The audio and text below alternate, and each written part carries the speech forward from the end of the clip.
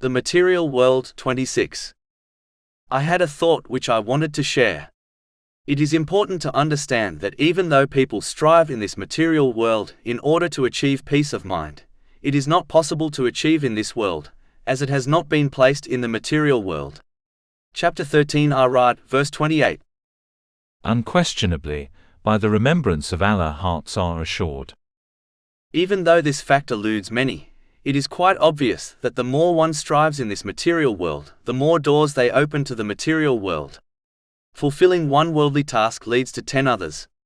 So a person moves from one preoccupation to another, with the no end in sight until they depart this world.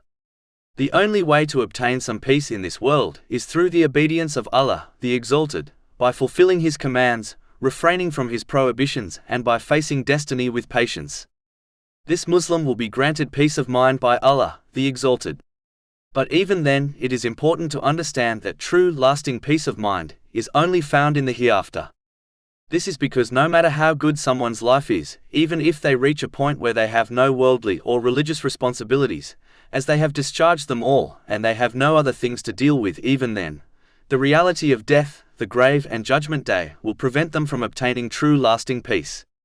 Therefore, a Muslim should understand this reality, as it helps one to remain patient when dealing with life and what it brings, and it encourages a Muslim to strive in preparation for the hereafter, so that they can achieve true lasting peace by obtaining the gardens of refuge and an eternal resting place.